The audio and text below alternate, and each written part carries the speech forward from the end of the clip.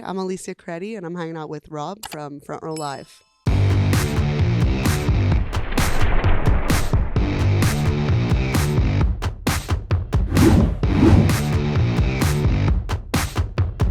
What's up, guys? Rob here, Front Row Live Entertainment. I'm hanging out with Alicia Creti. I'm excited to be talking to you. You're about to head on tour in a couple days. Yes. How exciting is it? Like you have an EP dropping on Friday and then tour to follow right after. So that's exciting, but I feel like that's also a lot of pressure.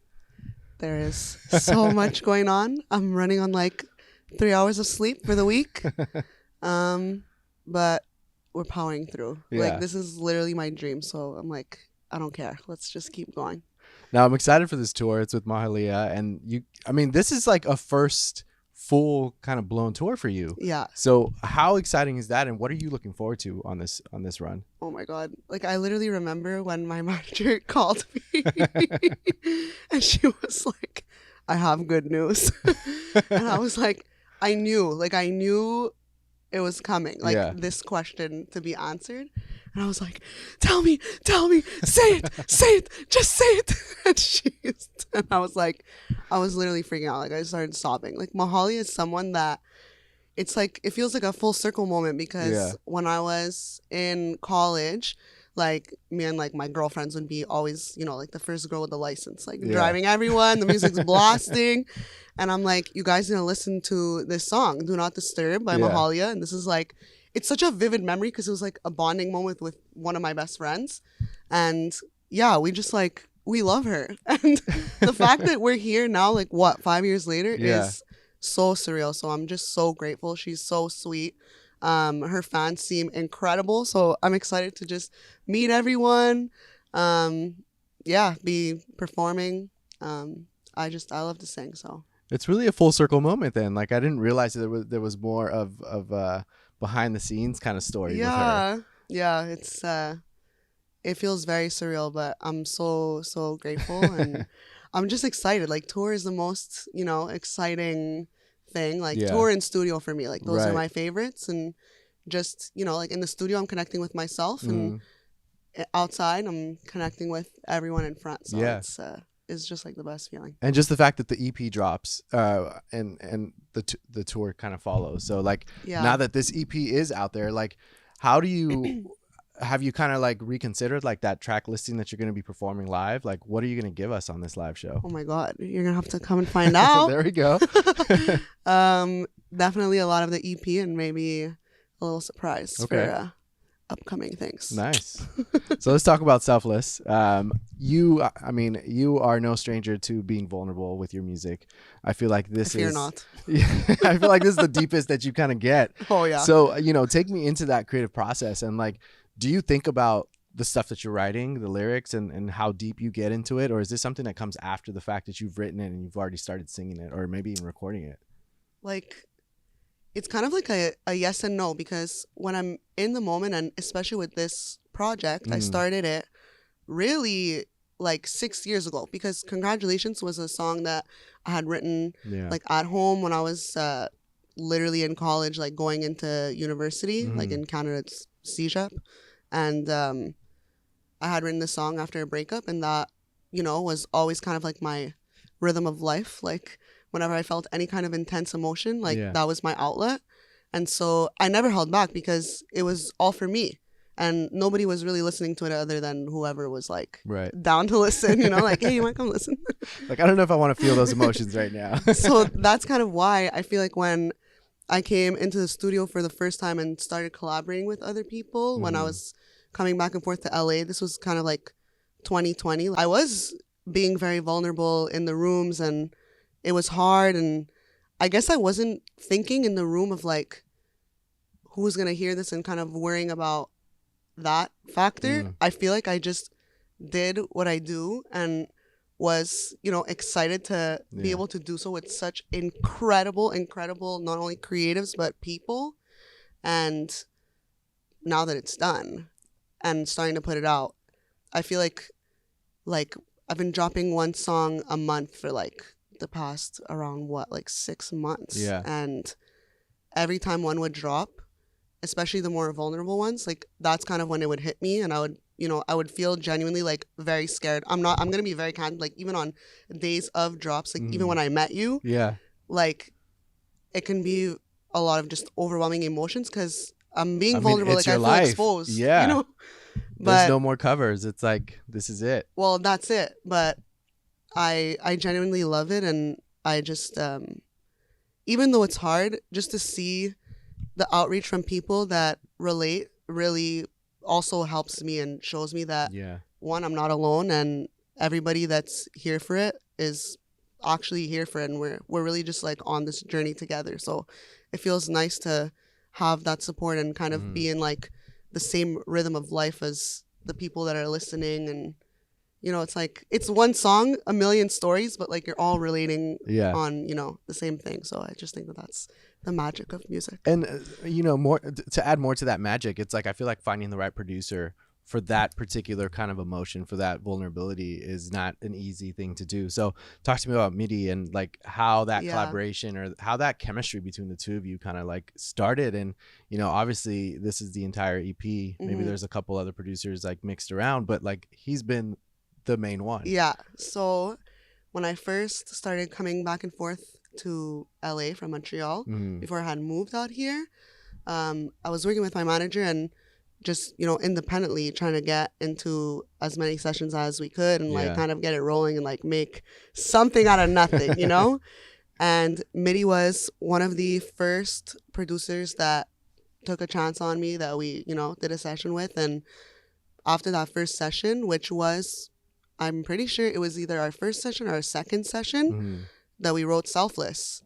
And that was like one of my, I think it was like my second week of sessions ever with other people. So this project is really created from like this transitional period. So I feel like it's very, like piano based, or can be like, what's the word? Like it translates very well on piano, because that's kind of like my home, and that kind of feels like where I'm really coming from, and it's always been like me and the piano. Sounds like your comfort zone, just to be able to work with people that are, like elevating that. And like I said earlier, I'm really like a people person first. And because the music is so vulnerable, I feel like I was even able to make this with these people because of who they are, like just being good people, like a lot of patience. The conversations that we've had in those rooms have been like very insightful and very therapeutic. And it really got me through this. Literally making this project got me through like the craziest transition and hardest transition of my life. In saying that, would you say that there was a particular song that really challenged you the most just because it was way too vulnerable for you to like really put out there? Selfless, for sure. This is the one. Yeah. That's one that like I couldn't listen to it for a long time. I wouldn't sing it to myself because like I just couldn't get through the song. And especially if I was away from home. Yeah. Honestly, even in front of my family, like I kept this song from my family for a long time. And I usually like, I'm out of a session, my mom's like, hello, like I need an update on my playlist. Forward me or bounce. But this one I kept it for like months and months, like almost a year, because it was just it's a lot. And I feel like I wrote the song about my brother, and then kind of second verse expands into like my family and like my friends that are family. And it's really about just it's hard to do things for yourself. I mean I felt it because I'm the same way. I've always, I guess to this day, I still put everyone first. And it's hard not to. But then lately, I guess in the last couple of years, I've learned to understand myself. And so then there's days where I'm like, I need to like just shut down and focus on me. So when I listened to the song, I was like, wow, like that should be the medicine that I need. Yeah, it's like, it's been really a crazy journey, like, and a huge mindset shift that I feel like I had to make, because similar to you, like I feel like my whole life I was putting everyone before me, and especially my brother, like living with my brother, it was always like making sure that we follow his routine, like a lot of it's a lot of preparation and like prevention. I feel like I'm kind of like just like conditioned from since I was young. Yeah. Because I love my brother, and I always felt this like overwhelming need to protect him, and like I'm very protective of the people that I love. Yeah. And that's like the Italian coming out. And, it's just been hard to be away from him, and even just like, because now he's an adult, like he's 22, so but it's hard. His time to be selfless too. But it's hard to still let go. See, when I was in high school, my little brother was born. So everyone thought he was my kid because like I was like, my parents were busy. So I was like, I need to like make sure he's okay. And he's like, like more of a paternal role. Yeah. So even to this day, he just turned 21 yesterday. And I'm still like, no, you got to do this. Oh, let me make sure this is okay. You know, like you're. So I totally get that. Like you are very protective. Yeah. In that sense. And it's really cool to write something so personal like that. Was it different writing a song that was vulnerable in a sense that it wasn't like you directly, like your own personal feelings? It was more about a family member than any of the other stuff that you've written before? I feel like everything I write is like a combination of both. And look, I'm a huge overthinker. I'm trying to work on that, not to spiral into oblivion. I feel like I'm talking to myself in the mirror. That is the project. It's literally a mirror. And that's kind of why, like, literally to answer your question, like it's kind of both, because I literally started this project writing it mainly about others. Like, I feel like I'm like, there's kind of like a dichotomy between like me being very soft and very vulnerable and extremely sensitive that I try to hide. I'm not doing a good job. After this project is out, cat's out of the bag. But I try to put on a tough shell. Yeah. And I feel like that's kind of like, at least I hope how people perceive me, or how I want people to perceive me, or at least how I wanted people to perceive me my whole life. So it's kind of easy to write the sassy songs that are like, like Guilt Trip, let's say, or like, when I'm feeling more of like a feeling of anger, like I want someone to really receive a message, like Going Down. Like that song was born out of love, but out of an argument that I had with a past partner. And I just really wanted them to know, like I'm a loyal ass. Oh my God, can I swear here? You can do whatever you want. That I'm like, I'm not leaving. Like if you're going down, I'm down with you. Yeah. But that was one of the first songs written for this project. And really, like, even in the way that it, unfolds, like if you really listen in order, it's telling the story like in a timeline of not just how my relationship kind of ended, because that's how I felt like I was actively writing it and like tunneled in. But it kind of wasn't about that, because in the rooms, you're digging deeper. And then come the end of the project, I kind of realized, like, this kind of feels like an internal battle with myself. And I'm repeating a lot of patterns. And that is, coming from how I grew up, always putting everyone before me, like always wanting to be like the best sister, the best daughter, like feeling this pressure to like have the best grades. Like, I was in media in high school because I wanted to make movies. And then the last day I changed, and I like literally was like 3:00 in the summer, like the school year was done. And I was like, oh my God, like the school's going to be done in like 10 minutes. And I like ran to the principal and changed into sciences. Wow. Like, why? Like, why did I do that? It was that moment you finally gave yourself to listen to yourself. Like, I made all of these decisions thinking of everyone around me. Yeah. Like, my dad, like wanting to make him proud, like, let me go into finance, like he went into economics. And it was always these like subconscious feelings of like making sure everyone's good. But I wasn't. So I feel like making the project really allowed me to realize there's things that I have to do in my life to make sure that this doesn't happen again. And that's not a bad thing. And I feel my whole life I thought that it was a bad thing. And I thought that it would be selfish to put yourself first. But now I don't think so, because like I literally did it and it got me nowhere. Like it didn't make me happy. It didn't even make anyone around me happy. Yeah. So I actually think that, I literally ripped the Band-Aid. Like it's kind of crazy. Like I came out to my parents. Okay. Crazy. Yeah. All at the same time, like was like, bye, I'm gonna graduate finance. Like, I want to finish this degree, but like, I'm doing music. See ya. And it was the best decision I ever made. And I feel like it really improved my relationships with everyone. And I feel like I'm living more authentically like myself. You're more in tune. Yeah. That's a lot to unpack from this like body. That's what I mean. And it's like, yeah, it's like so much. For us, the listeners, we all have a similar story, or we have a story based on whatever song there is, but we don't realize like what you really go through when you're creating this music. Yeah, like Selfless was probably one that if you don't necessarily know the story of the project and you're listening for the first time, you know, maybe you're going to assume like this is about a breakup.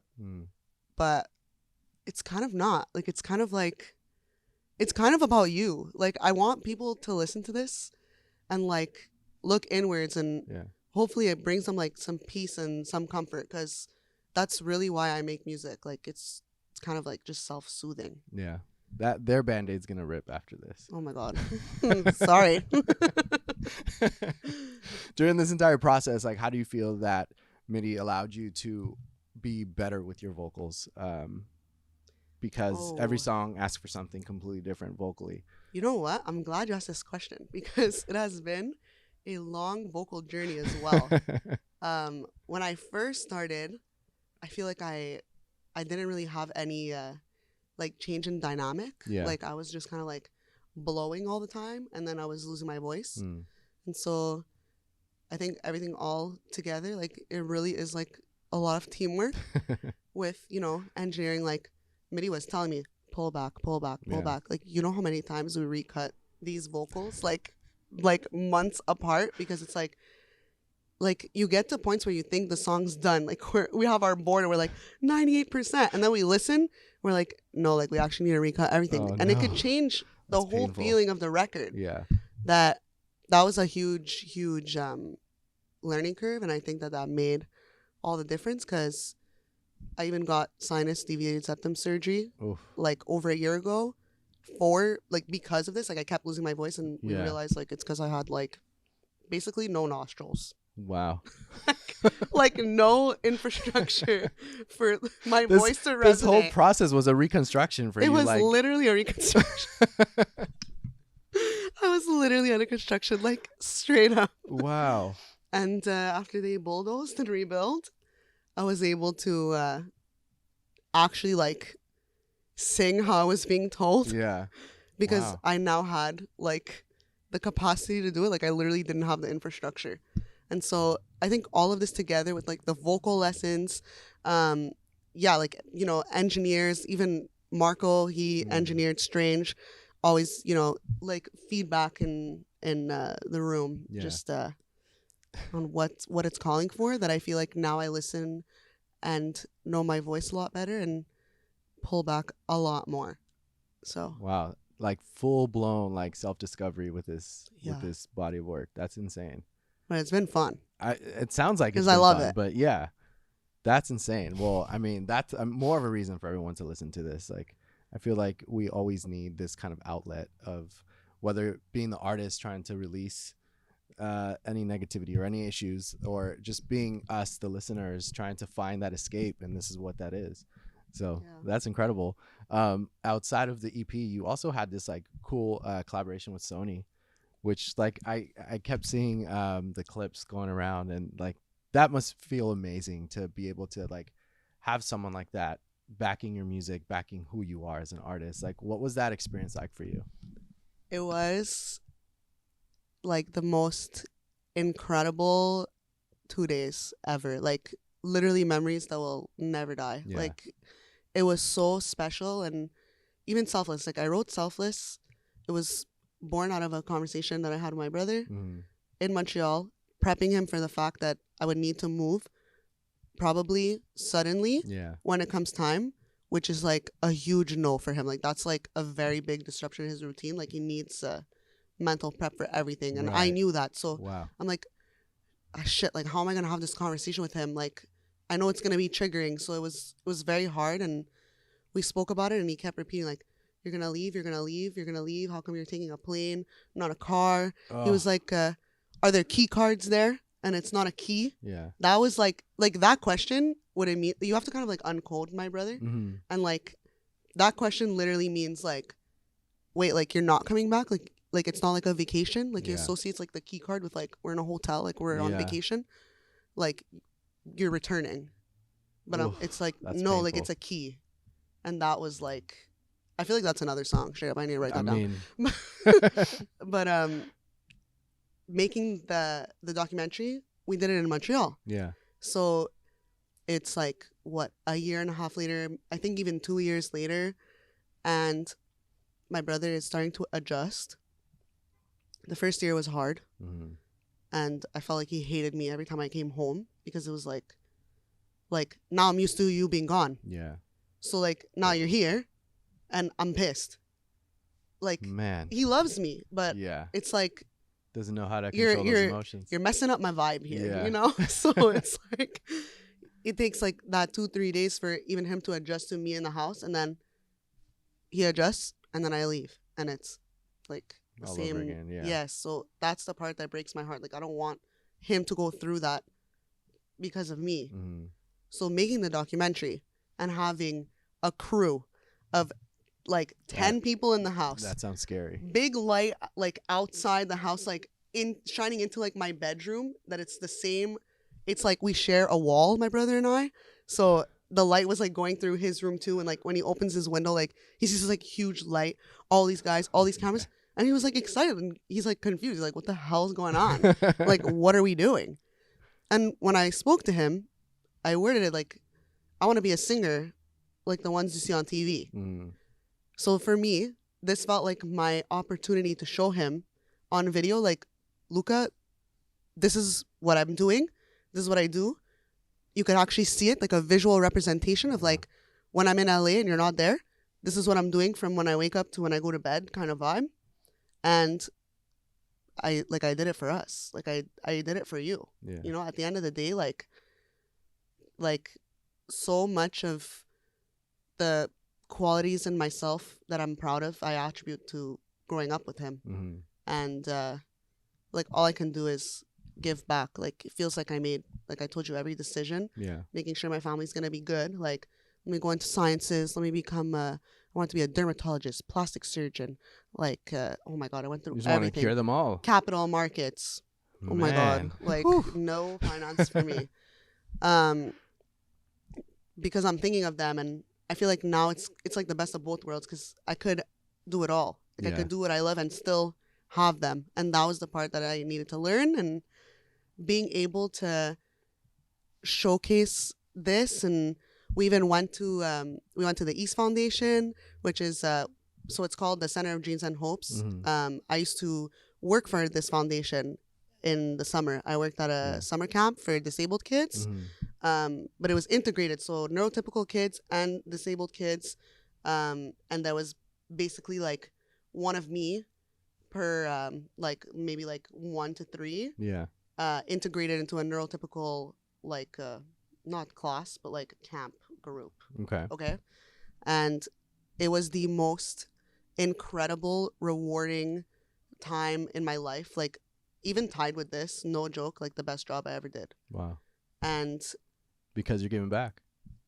And that's my community. Yeah. So for me, I'm like, it felt like I grew up, you know, like this is my brother, and people made comments about that. Like people judged for that. People said horrible, ignorant shit to me, like friends behind my back, stuff like this. Damn. That what I really, really want to do, like truthfully in my career is, you know, show this side of my life and give these people some kind of platform so that there's more visibility and more awareness and of how to handle, you know, this gracefully and just kind of like show what's going on in my life. Like, you know, I grew up with an autistic sibling, and like it was different, but it was awesome. Yeah. And I just feel like it's made you who you are, and it's, you know. Yeah. I love that you, no matter what, you're still putting him first. Even though it doesn't feel that way, but it like exactly. It's like now you're actually benefiting from it as well because you're doing what you love. Yeah. But yet you're giving him that light that he deserves. It's like in the plane. Like you put your oxygen mask first, but like you still put it for them. For them, You're not just like, bye. That's true. That is true. Like, I'm good. Like figure it out. I'm just glad LA didn't change you. That's what I'm saying. Me too. Oh my God. Well, congratulations with this EP. I'm super excited for this upcoming tour. There's a lot happening with you, and I feel like 2024 is going to be the year. So I'm looking forward to it. Thank you so much for hanging out with me. Thanks for having me. This was so fun. Absolutely. You guys be sure to check out Alicia Creti. Debut, right? That's insane. Yeah. Like, debut EP it is like I'm out now. shooketh. Selfless. Be sure to check it out. Catch her on tour. And thanks for watching. If you like this interview and more, there's tons more on the channel. So please be sure to subscribe. And I'll catch you on the next one.